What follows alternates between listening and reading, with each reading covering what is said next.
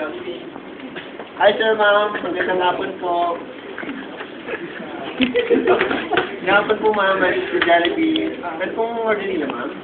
Can I have one big fries? One special palaro. For dining. Palaro for dining. Then,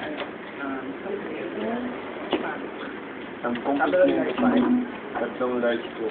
Ang bangis po magad po ng bago po ng product po yung tuna pie po ma'am, worth 20 pesos. Okay na po yun ma'am. Yung total bill ma'am, 1,025 po ma'am. Hindi ba yan?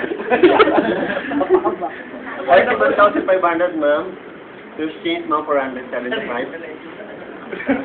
Ma'am, please lang ma'am ha. Kasabal lang po yung order niya.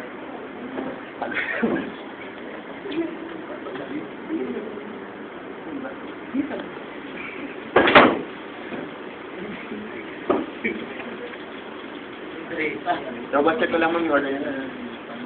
Kung gusto na po mag-order ma'am nila. Ma'am, wag na po ma'am. Pasok na lang po kayo kay Manong Eman.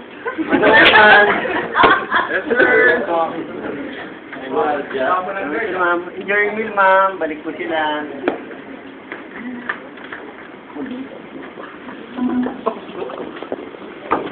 Pagkain niyo.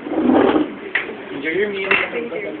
Ilan niya, gito. Enjoy your meal.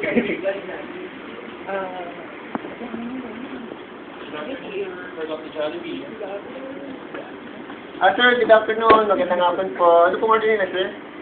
Isang-isa, 4 times. Sir, 10 minutes po, sir. Okay na po ba?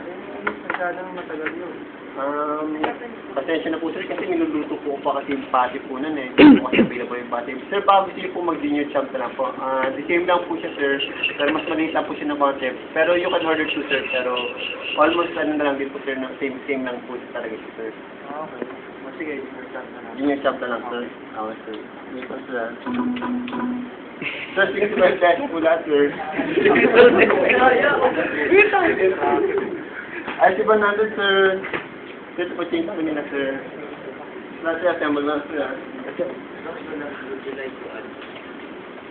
Sir po, sir. Thank you, sir. Balik po sila. Enjoy your meal.